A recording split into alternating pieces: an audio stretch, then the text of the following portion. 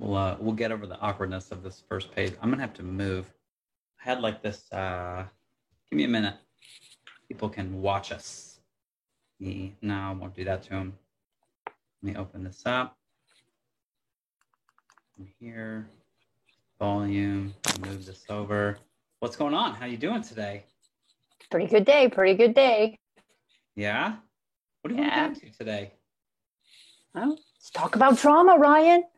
Okay. Man. Traumas. What do we want to talk about? Where do we want to start? What trauma do you want to start with? What trauma do we want to start with? Which trauma do we want to start with? Well, let's just talk about how many people. Which trauma do we could start with veteran trauma. We could start with all kinds of trauma. We could do veteran trauma today. How many people do you work with that are veterans?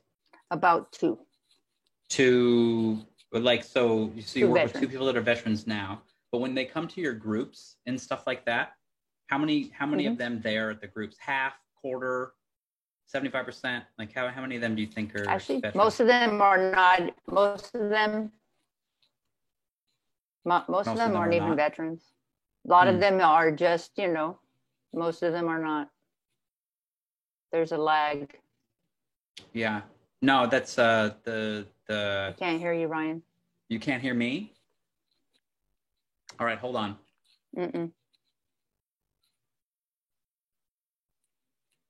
I said no, but I could hear you. No? Now I can hear you. Now you're caught up. All right, maybe it's me. Now the Facebook lag, watch on the Zoom. The Facebook's going to be about 10 seconds behind us. Okay, I'm not going to watch Zoom. Yeah. I mean, I'm not going to watch Facebook. Okay, cool. What is the primary demographic of those that are in your groups? Most of the people are from actually a lot of women who've been raped and a lot of child abuse. Child abuse. A lot of child abuse. And that some people like this one guy was a drive-by shooting victim. Like, so they did a drive-by shooting and he was just at work and basically, things like that. Mostly it's done by the family. Yeah. How it's like in your research, like what percentage of that kind of trauma happens in families? Or what percentage of families are like have that trauma? All of them? It's pretty high. It's pretty high. Mm-hmm. It's a lot higher than we think that it is. And because it's not as talked about as, let's say, veterans PTSD. And it's just now coming into the forefront where people are actually bringing it up and seeking help. And it's because of the internet, and there's so many opportunities now to get help and fix yourself, quote unquote, try and fix yourself. So more or less every single time I talk to anybody about PTSD, I reference you in some way, shape, or form. So I guess in speaking about PTSD, what are the most uncommon facts that people should know about PTSD? Does that make sense? No, or what are the things about PTSD that are just wrong, and what are the things that you wish more people knew? Well, most people don't realize that they even have PTSD. They just figure, I've spent my whole life, this is normal, that I've been this way. And so then they spend their life winding up getting triggered and don't even understand they're triggered. And it affects so many different aspects of their life that then once they realize it, they're so deep and late into their life that, that they're able to actually start working on it and recognize, hey, this is a trigger. Hey, this isn't normal.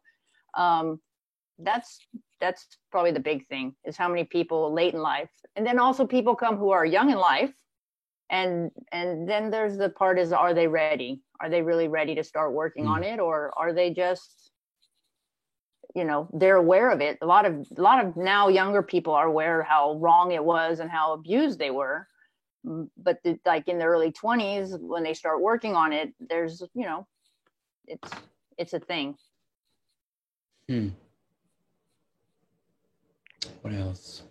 When you say, what do you think the biggest thing, like how do you know when people are ready? Or is that a very individualistic answer? It's really individual. When you start recognizing in yourself that that this keeps happening over and over again, and that you're playing a part in it by recognizing that it's you who's being triggered. It's somebody else is having their emotion and then you get upset by it. That's really, you have to take responsibility for that emotion that you're feeling. And the thing about being triggered is that the emotion is left on such a high level that it's one of the big clues is it's not appropriate for the situation. So someone gets upset about I was told no, and so all of a sudden they're flying off the handle. I'm gonna guess pretty much you have PTSD, and you have it's not just an anger issue, but that anger issue is actually tied into something from your past is triggering you to be at such a high level of anger. And then, so the process is trying to, okay, so you recognize, oh, I'm getting triggered. And then you start digging into your stuff, and your brain does an awesome job of protecting you from what you have experienced. It just lets you know, like, just a little bit. And then as you dig in deeper, you're like, whoa, that happened to me. And it had this big a consequence. Also, the age that it happens plays a really big role as well. So when you're a little kid and it happens, and you can't tell the difference between reality and fantasy, 6, 7, 8, it has a lot different role in your life than if you're 10, 11, 12 or the older you get versus like a baby. So my abuse started when I was a baby. And so like my mechanism for dealing with that was crying. Laura was a crybaby. Like, you look at Laura wrong, Laura's going to cry. And Laura couldn't stop it because of the implications of it being from a baby. But now I'm not a crybaby. Yeah. Sucks to be a crybaby. You feel like as soon as you get a little bit of bad news and you're out of control crying. Oh, right. Oh, no, I love that. Hold on just a second. It's like, it's so hot in here. I need some air in my life. I think that's the coolest. I think that's a really, really interesting thing, because I'm thinking back to all the times that somebody told me no, and I've absolutely overreacted to some shit. And it's just really, really fascinating to be like, holy shit. But I think me and you've already discovered this about me, but it's just like that interesting thing. Like, hey, one of the very common things is if, you react to a certain situation, if it's this level and your reaction's like way up here, that's like something to like just check in with. And I think it's just a really interesting way to put it. Like, hey, just like, might want to check into that. It's really fascinating. And I think it's, well, in terms of veterans, and now I'm thinking of my time in the military, to how, they don't send you to whatever for PTSD treatment. They send you for anger management for a day and teach you to breathe and, go to the gym. There's like never any dealing with the actual problem. And I think that maybe this number came from you, but I think it was you that said you think like 70% of us have some sort of PTSD, or what's the number you think that it is? It's like, well, so if 100 people were traumatized, about 20 people, 20 like live through a traumatic experience, 20% of those people will actually get the PTSD. That's that they record anyways. And so that comes from like, so there was this Dr. Edith Eadberg who she was actually a Holocaust survivor. And she survived Auschwitz with her sister. And then she, in the 70s, after her whole life went, crazy and torn apart and nobody talked, nobody dealt with it. It's a very interesting woman. She then was treating Vietnam vets. And so for her, she hadn't even gotten through all her healing yet. But you could walk into a room and there's, one guy, he's a paraplegic, and there's another room with another paraplegic. And the one guy is, man, I'm so happy I get to see my children's face. I'm gonna live. And the other guy's like, fuck America, fuck everybody, fuck this, and I hate the world, and why did this happen to me? And so there's the different parts of it that happen. So which of those two guys? Because I want to say the fuck America guy is the guy with PTSD. Yeah, he's the one with PTSD. Yeah. I know. I wanted to just clarify, because I was like, okay, that's really obvious, but I didn't want to be sure I'm missing something. So yeah, man. So what do you think is the best way? Like, Well, Go the other ahead. guy could Yeah, still that have guy could still have PTSD, it for sure. have PTSD, but he just has a different outlook about it, you know. So the PTSD isn't really an attitude; it's what happened to your body. So he could be in the current moment, he's happy to be alive, but something can make him feel helpless. Something can be a loud noise and scare him and trigger him back to, you know, being blown apart. And he could be right back there in that moment and have PTSD. He just is handling it in a different way. Handling it a different way. So you really can't just group us all into one big category of having this is a person definitely with PTSD, because it's that triggering moment that makes the PTSD happen. It's his belief about himself that has changed in that moment, that nobody loves him, that he's, you know, been harmed, that he's angry, which is good that he's angry, and it's good that he can express his anger. But if he stays in that anger for his whole life, then he's really not going through the process of healing. So anything in the world can then, if he doesn't deal with it, he'll wind up, you know, triggering in a heartbeat about everything and be at that level of anger about what happened to him. Right. So let's say, so you recognize that you're like, oh shit, I just punched this guy in the face because he didn't open the door for me or whatever it is. So then what to you, like, do you have like a process, like a simple process that people can just be like, check in with, like, oh, I should do this. And then I do. So what's that for you? Well, so when you're wanting to untrigger yourself, there's actually yourself. Yeah. I call it, that's I call it. It's whenever I put it in, it always get the red line. You know, it's not a word, but you know, neither was texting like a few years ago. So there you go. So untriggering yourself, yeah, there's a process. First, you have to recognize it's happening to you. So that's where the part where you have to be responsible for yourself and say, hey, my emotions are way up here, or this happens and my body feels a certain way, or I can't stop playing a memory in my mind over and over and over again. I can't get it to stop. These are all symptoms that you're triggered. And so the trick is, okay, so you recognize your trigger. The first thing you have to do is first tell yourself aloud, hey, I'm triggered. And then tell yourself that you're okay. Because what's happening is when you get triggered, your body is stuck in that moment in the past while you're in the present. So when that happens, you have to recognize and you have to start communicating with your body, because I don't know what it is, but when you talk at a deeper level, when you're talking to your body out loud, it's a deeper level.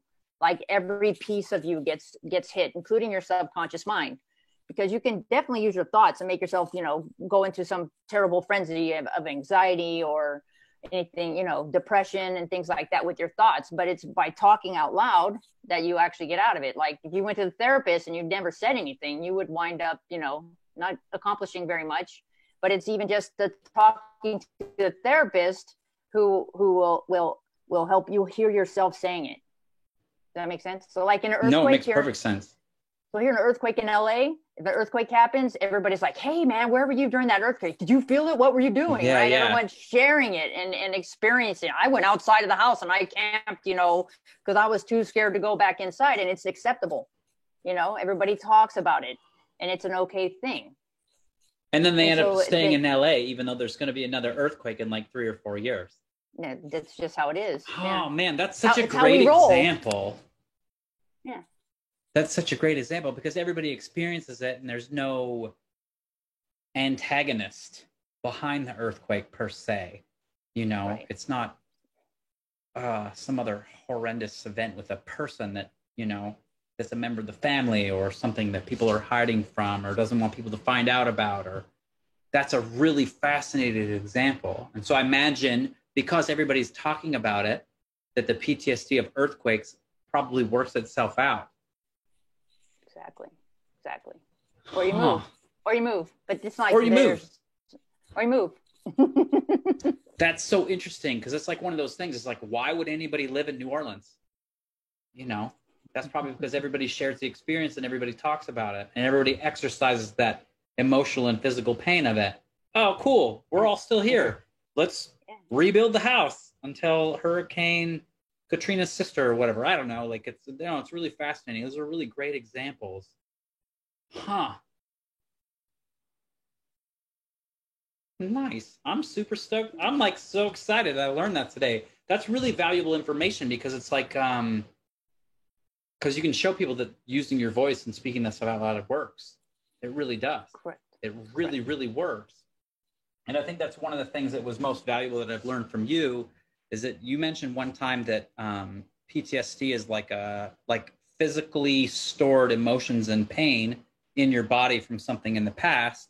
But like when you can put yourself in that frenzy that you're talking about, and then speaking out loud helps release that. And that's something that's always stuck with me.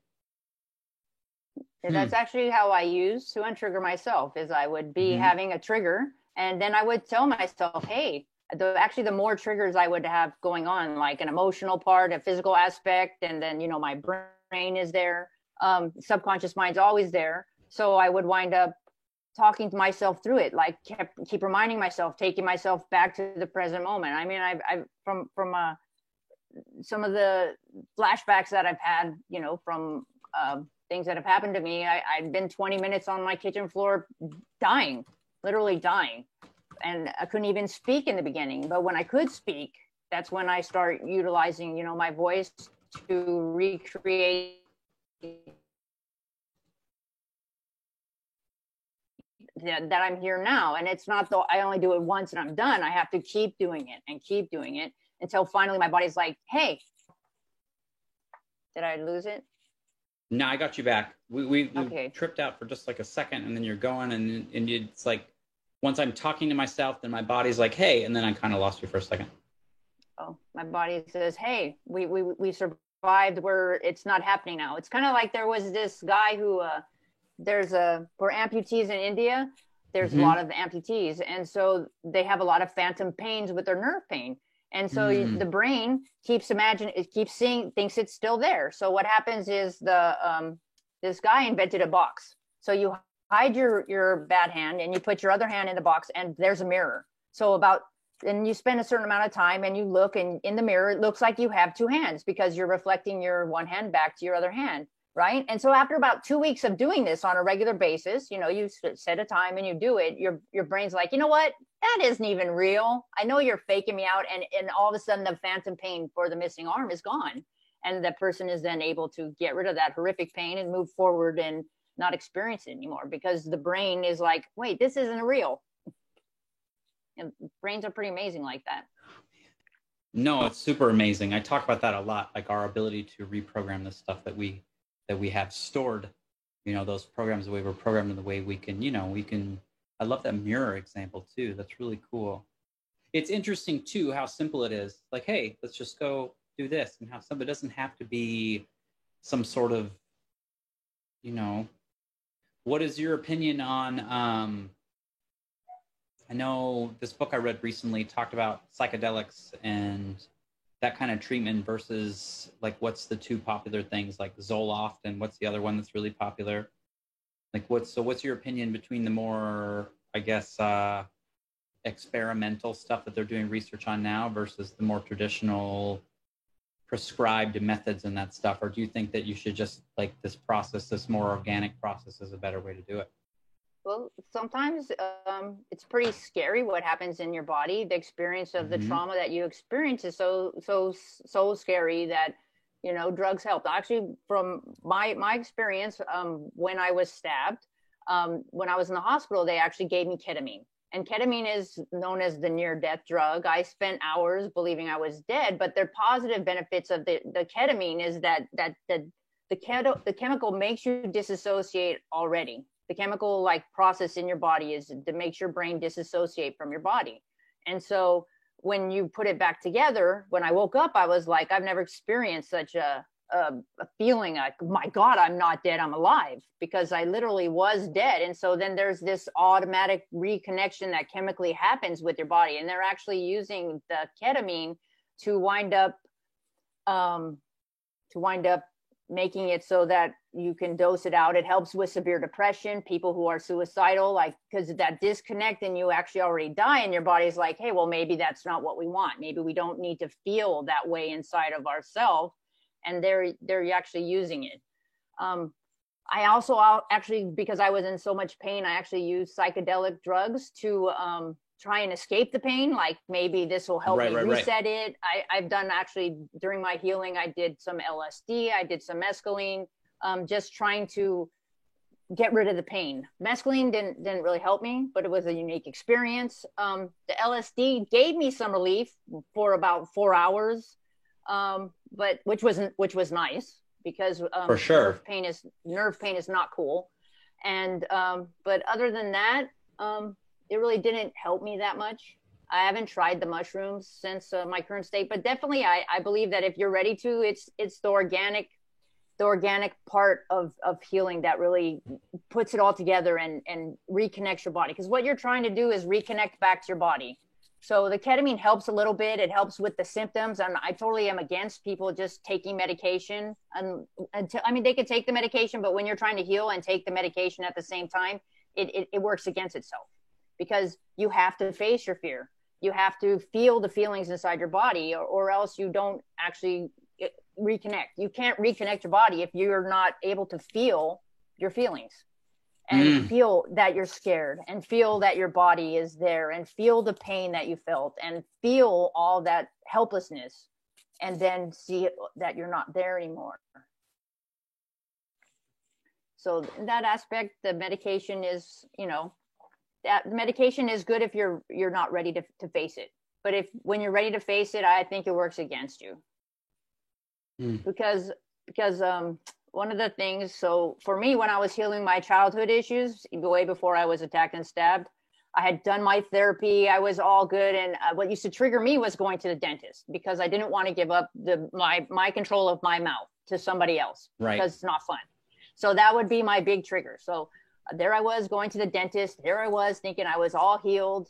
And then there I was exactly where I was in the chair, having flashbacks, totally fearful, totally helpless. And so I came home that day actually, and I started working on it. I was so pissed off that there I was. I thought I was there, and then it was taken away all in one day. I was so mad. I locked myself up, and I just started basically talking to myself out loud, telling myself that, get over it. Look, it's not real. I hurt myself. And I kept, I was very angry with myself and I kept re-triggering myself, talking myself out of it, disproving that all that stuff was true, that I survived. And then eventually the next day when I woke up, I had never actually felt as happy as I had at that moment. Like I didn't even know life could have such a good feeling because finally, by reconnecting the triggered moment, despite all the years of counseling, it was in that moment that the healing I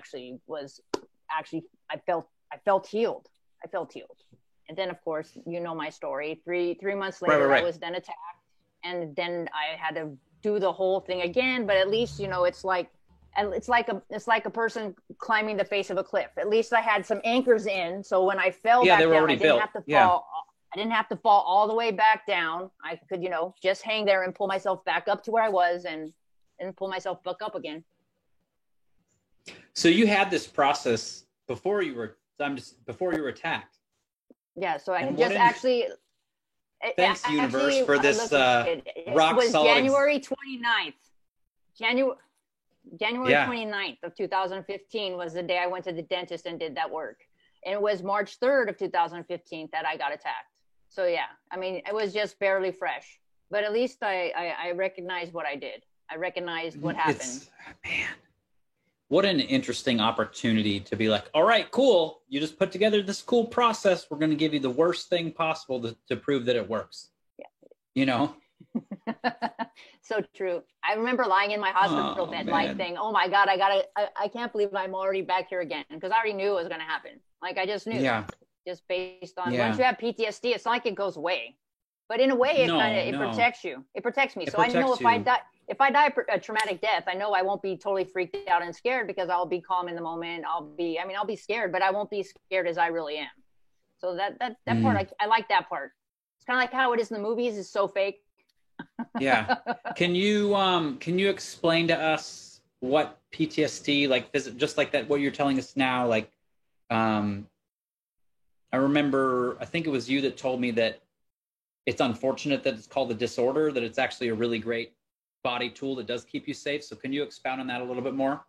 Yeah. So like in the moment when it happens, it's like you get trapped in a bubble and your soul. So if you think of it, this body is a vessel and it has all these operating systems. And then inside of it, there's the energy of me.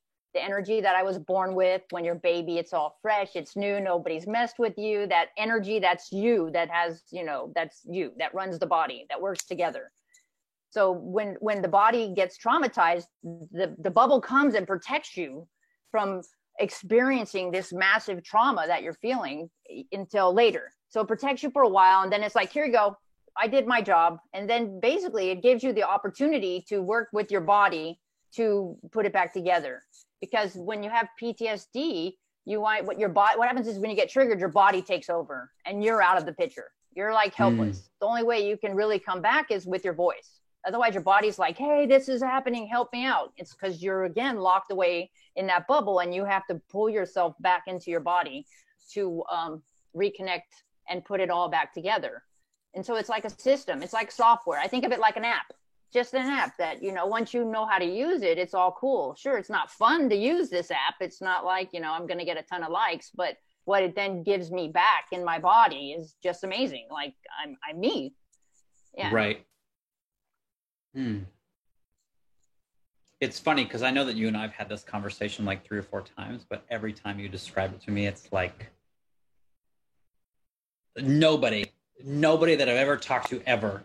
And I know that I've said this to you before, and I spent 20 years in the military where everybody has PTSD, and nobody teaches us this ever. Like, why don't we learn this? How valuable of a tool would this be for, you know, how valuable would it be for us to just know this? Like, you go to boot camp, then you go learn what PTSD is, because there's a likely chance that you're going to face something that's going to be scary, you know, or to deal with the stuff that you've dealt with, like moving for the reason you decided to join the military, you know? It's so fascinating to me. Wow. Because it's true. Once you learn how to operate it, you understand what's happening. It's and practice, and, you know, it really helps. I wanted to actually start doing that and start working with and figure that out, because I have that deep experience that I can actually help them. So yeah. Because cool. The belief that you can actually do it is it as well. Because most people with PTSD don't walk around like, yeah, I fixed it. It was pretty, you know. And I think that the people who haven't fixed it don't believe that they can, you know, or man. Well, it's not that they don't, not only that they don't believe it, it's that what happens too is that your brain is like so busy not wanting to feel it, because it knows how scary it is, because it's experienced it and it's kind of like pushed it down, that your brain's like, you don't need to do it. You're okay. Your brain kind of talks you out of it as well. Right. That's why triggers are actually cool, because in that moment that you're triggered, you have your body's like, I can't stop it, too bad for me. And you have to experience it anyway. So you might as well do it with a purpose and actually physically work on that exact moment and get it out of the way. I love that. Huh. Yeah, I really enjoy helping people with this process, because, you know, it's not just, so when it's shot, like when it's a bit like with my stabbing, it was easy for me to go through and say, oh yeah, it was at this moment and that moment and this moment. But when you're dealing with your childhood, it's all buried, and your brain does this great job of sorting things together and puts things together. And so part of the untriggering yourself is understanding your why. Like, why is this trigger here? And the body is amazing. The body is amazing how it can put it back together. And it can reconnect. Like, all you have to do is ask it. So like for me, I had been stabbed and I couldn't breathe. And so I thought, okay, I had some serious issues in the beginning with not being able to breathe. Like if I put my head underwater, I would be freaking out. Oh my God, I can't breathe. And so as I was healing myself, I started hiking up this hill, and I'm going to rip my scar tissue because I was stupid and I didn't understand how slow nerves actually heal. And so I was walking up this huge hill, you know, I'm gonna, and every time I would get out of breath, my body be like, oh, we're done. And I'm like, what are you doing, body? We're here to, you know, we're here to get over this. We can breathe. Look, we're okay. My body's like, nope. I'd have to wait, catch my breath. And finally, by the time I kept asking myself, well, what is this about? If it's not about the dumb breathing, body, what's this about? So by the time I got to the top of the hill, and then I finally made it, and I'm walking down, and I'm like, I was, you know, again, pissed off at my body. Like, what are you doing? Like, what is this about? and it told me. So when I was in the 5th grade, I remember I was running a race, and I remember I could hear myself breathing hard, right? And all of a sudden I stopped, because in that moment I'm like, my brain's like, no, you can't breathe hard, Laura. You sound like, there was a babysitter who raped me when I was younger. And I would hear him breathing in my ear. My brain connected the two together. Wow. And my brain's like, you will not breathe hard ever again. So even when I was in the Army and I would run, whatever, I would always fall out of line, because as soon as I would not be, I would still make my time, but I would have to stop. I couldn't breathe hard, and then I'd have to run again. And yeah, my brain, and then so in that moment, my brain's like, oh, no wonder all this time, my entire life, I didn't even know it, that I couldn't breathe hard for that reason. And now, of course, I can breathe hard. I have no problem with it. I've reconnected that trigger, and it's gone. But I just asked, and my body gave me the answer. Yeah, that's fascinating. I love the stuff. That's one of the things that I tell clients too. It's like, hey, there's some shit in your closet that you don't want to let out. Like, you don't want to open the door. You don't want to turn the light on. But I'm a huge believer that when you do open the door and turn the light on and shine the light in there, and your skeletons begin to scatter, there's like a little gem or clue or something that's in there that you had no idea was there. And then it's like, oh, well, that's because of that. Oh, okay, right on. Let's not be worried about that anymore. Like, it can be that easy on occasion. It's really fascinating the way it works, and the way, man, I'm so glad you're here. Thank you, Ryan. Yeah, of course. Thanks for having me. Yeah, of course. What else you got? Like, this, man, I'm just like,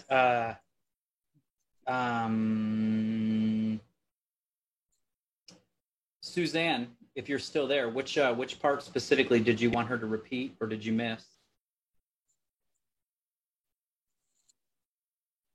Says I gotta slow down. I talk too fast. Yeah, it's all good.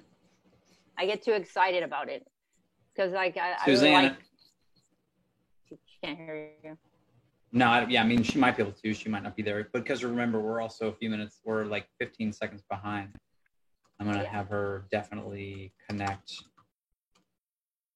because it's too valuable.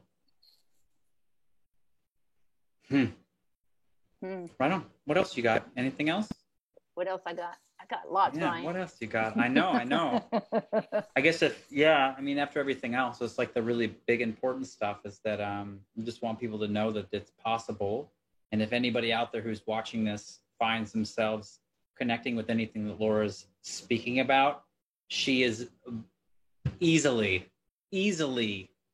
the most powerful figure I know about PTSD, period. There's nobody else that I've ever met. In 20 years of military service, military doctors, never, ever. And she's the absolute best. So if you want to connect more, definitely check out our website. Where can people find you, both locally, not your address, but like where on Meetup or your Facebook group, or where can people find you at? Yeah, so I have a Meetup group in Los Angeles. It's called Healing from Traumatic Life Events. We have workshops where we talk about untriggering. We have workshops about sharing. We have workshops about emotions and what they are and what they mean and how to work with them. I also have coaching that I do where I actually help you untrigger yourself. And that's at laurawelchlifecoach.com. And yeah, and I have a process that I work you through. So, I mean, we can talk a little bit about like what are triggers. So like things that like to recognize a trigger. So if something is happening to you, okay, so we talked about, okay, you're over emotionally reacting, right?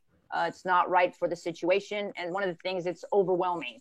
And then you recognize, okay, so I'm having an emotional trigger. So then you have to look at, well, what am I feeling? What are the feelings and emotions that are going on around me? What physically is going on around me? What am I physically doing? So when you have an emotion, your body is actually having a physical experience as well. So the two together, plus what you're thinking and what's being said and what you're hearing, all of them play in a role. So physically, it's kind of easy when you have a flashback. Most physical are, you're having a physical flashback in your body.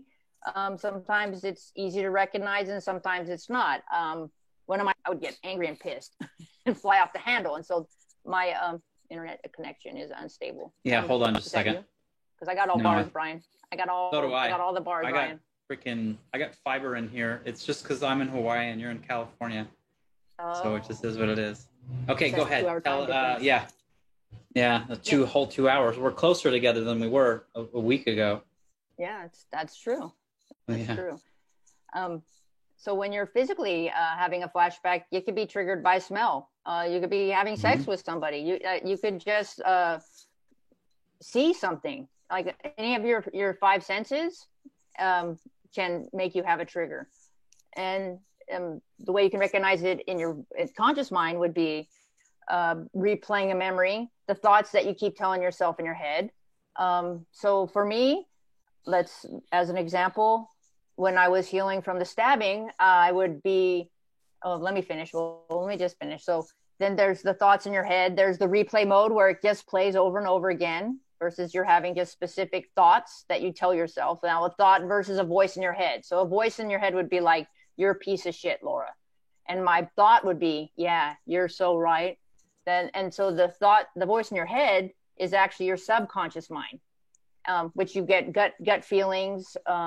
You get the actual physical response where you're responding you're reacting instead of responding to a situation. That's your subconscious mind, where that's where your body just takes over. So like you don't have the ability to respond. You're just reacting. Somebody says something and you're like, bah, bah, bah, bah, bah. That would be reacting versus responding. That's the subconscious mind. Gut, nightmares, things those are the things in the subconscious mind you really don't have the control of versus your conscious mind. Now when you use yourself, the you, your energy you, that's when you get the opportunity to use your energy, because you're not just your thoughts, you have a personality, you have an energy that's you. And so that's how you then gain control of them, is you use all of these things that you can to reconnect them. So if you're having, I was sitting on the front porch one day, I was feeling pretty shitty. It was not too long after my being stabbed. And I just had the voice in my head comes out and it's like, man, wasn't that guy so smart to know you deserve to die? Such a piece of human garbage. This was my thoughts from my childhood, right? That I had already just worked on. So it was like my thoughts like, yeah, you're right. I'm like, wait a minute. I don't do that anymore. And that's not true. And so because it was so fresh, I was able to stop it. But when you get triggered and you just have some voice that comes and tells you something, and, people have it with their beliefs, but when you actually, emotionally feel it in your body, it's not just your belief that's happening. That's an actual trigger to the trauma. Like, well, I'm not a piece of shit. I don't deserve what happened to me. And thank God I didn't die. Yeah. So. So you have to understand the different parts that can happen. So many things can be going on. Yeah. Yeah. The smallest things too. It can be hard to isolate sometimes, I imagine. But it's doable. Right. Right on. Well. So that's another thing, like some support groups are really helpful when you're dealing with this stuff, because when you hear somebody else share about how they're feeling or what happened to them, you can get triggered just from hearing somebody say it. And so then when you're triggered, then you're like, well, why am I triggered? What does this have to do with my healing? And you can then do some self, interest, inner work and understand, hey, well, this happened to me and it's very similar. Like it reminds me of this. And so then you could start actually working on that trigger. So then I guess like, I'm as we're talking about all this stuff, I'm like, oh man, I should have put a trigger warning in my Facebook Live thing. How do you feel about that? Like, is that necessary? Should we trigger warn people? Or what's your opinion on that? Like, I guess from Well, as you walk around in life, you do have trigger warnings, but if you're going to go into real specific details and things like that, and you know that you want to protect people, some people don't want to see it, some people don't want to hear it, it's great to give them a warning, because some people don't want to be triggered. Some people can't handle it. Can't handle they're it. not in Not that ready. point in their life yet where they can do it. So yeah, so it's nice to do it, but you can't go around shielding people all the time too. That's why people will stay in their house because they don't want to get triggered. Right. I'm not going to go out there. Right. You know. Yeah. Hmm. So it's Right on. But if you're working on your stuff, man, you want to get triggered. Then you go to the next trigger and you go to the next Yep. trigger. It's not like I just had Yep. one trigger. When I was dealing from being stabbed, I had to deal with the feeling of being helpless, the feeling of being afraid. They're two different things. The feeling of being angry, the feeling of, all these different feelings. Plus I had physical flashbacks of what it felt like to die. I had physical flashbacks for like every single stab wound that the guy gave me. I mean, I got beat up like I got my ass kicked anyways. 23 stab wounds, but each one was remembered separately. But it's because it was also fresh. Whereas if I were to look at stuff that happened to me from my childhood, it will be all clumped together. So like if I had waited like 20 years and then dealt with this incident, I probably would have, all the stab wounds would have been at once. And probably because the pain that I felt in the moment was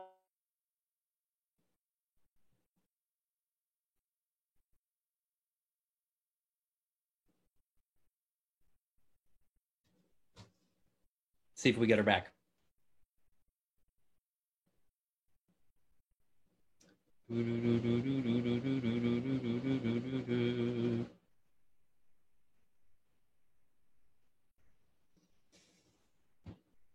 If you're still there watching while we're waiting for Laura to hop back on, Laura Welch, her and I we spoke together at UCLA a couple years ago, and that's where we met. And I remember her going into, we got you back, Laura? I'm back. Where did I go? I don't know. The connection's not great today, but it's all good.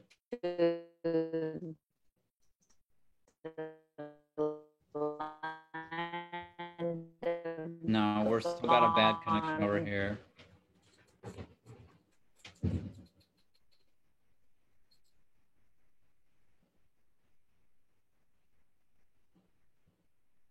All right. So anyways, you're still watching. I don't know if Laura can hear me or if she's getting timed out over there. Laura's in Los Angeles. So if you want to find her group on Meetup, if you're in the Southern California area and there's something you want to get into, her Meetup group, and I'll add this up in the thing in the comments as well. Not the comments, in the write-up. She's at Healing. The group's called Healing from Traumatic Life Events. That's on meetup.com. And if you want to check out her website, she's at laurawelchlifecoach.com. And that's also in the, I don't know where you're at. That's it. She's at laurawelchlifecoach.com, which is on the thing.